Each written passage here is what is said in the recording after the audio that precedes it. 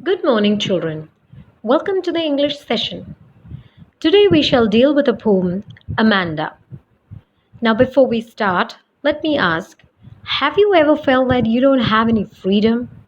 Do your parents restrict you in doing certain things? Do they scold you? Not all parents are like that, but at least some. Do they say, don't do this, don't do that, don't go there, don't jump, don't run, don't shout, don't fight, don't scream, don't say no, etc.? I'm sure you might have heard this, not only from your parents, but from all your elders. How do you feel when you are restricted to do certain things? Do you feel angry, depressed, frustrated, or mad? Let's see what Amanda feels because she's also curtailed from her freedom.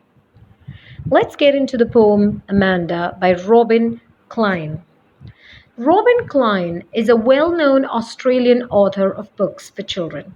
She was born on 20th February 1936 in Kempsey, New South Wales, and now resides near Melbourne.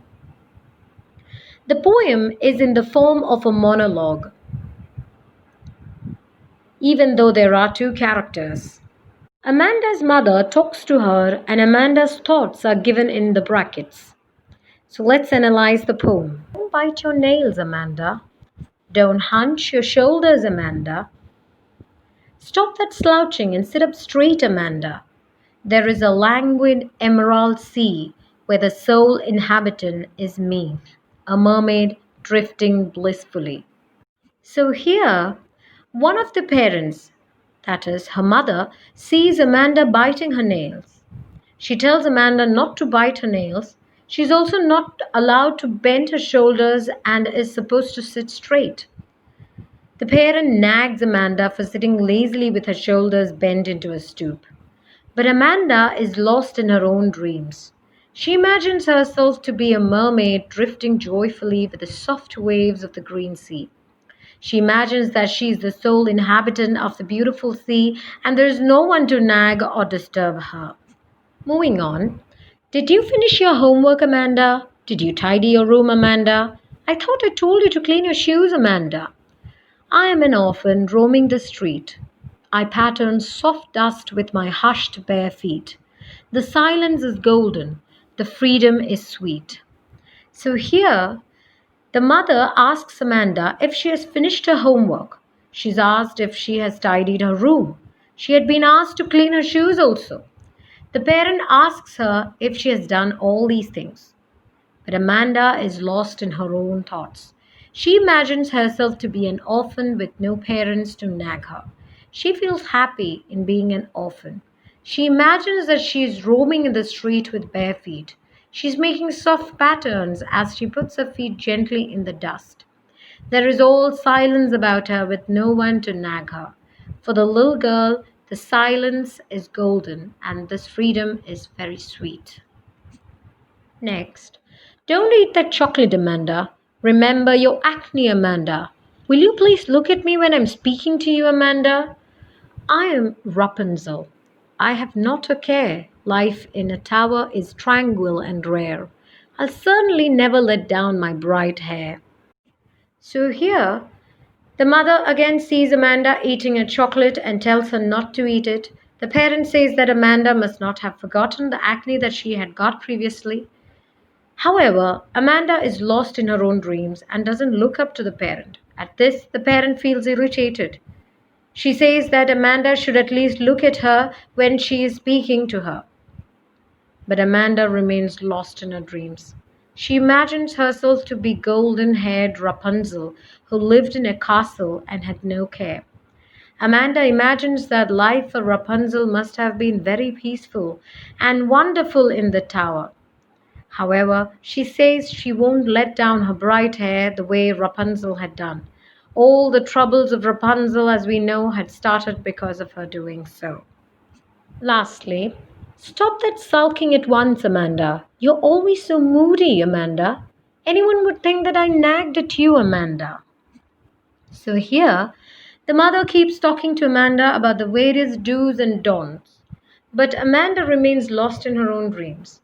The parent thinks that Amanda is not responding because she is angry. She feels annoyed and asks Amanda to stop sulking at once. She says that it has become a habit with Amanda to remain irritated always. On seeing her, one would even say that her mother had nagged at her, and that is why Amanda is looking gloomy. She doesn't want Amanda to give others such an impression. So here we can understand that Amanda is irritated with her mother, scolding her all the time. Thus, she wants to escape into a fantasy world where she would be alone and peaceful. Now, the summary of the poem. The poem describes a girl named Amanda and her mother who is nagging her for all her mistakes. She is first pointed out, most probably by her mother, for biting her nails and for not sitting in the right posture. The mother also feels that Amanda sits in a very lazy manner. To this, Amanda imagines herself as a mermaid who lives a calm and relaxing life in the beautiful green sea. Further, she is nagged for not cleaning her room and shoes and also for not doing her homework. She then imagines herself to be an orphan because she is now fed up of being watched by her parents continuously. She says that she would have enjoyed her freedom then by making the patterns of her bare feet on the sand and would live a peaceful life. Next, Amanda is scolded for eating too many chocolates as this causes pimples.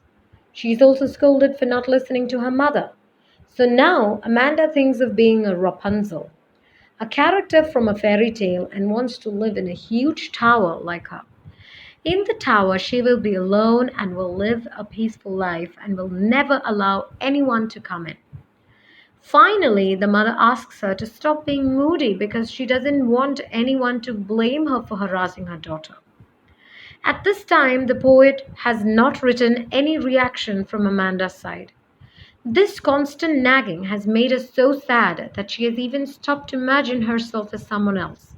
She used to do so in order to escape from the continuous harassment and dominance of her parents. Now let's see the literary devices used in the poem. The first one is alliteration. Stop that slouching and sit up straight. Here the s sound is repeated in the words stop, slouching, sit, and straight. I thought I told you to clean your shoes. Here your sound is repeated in you and your. Stop that sulking at once, Amanda. Again, the s sound is repeated in stop and sulking. The second one is allusion. Allusion means something imaginary. Here the poet has used fairy tale characters like mermaid and Rapunzel to show the literary device allusion. Here Amanda compares herself to be a mermaid so that she'll be free and contained. She's also being compared to Rapunzel so that she will live happily alone in a tower. The poet has also used metaphor in the poem.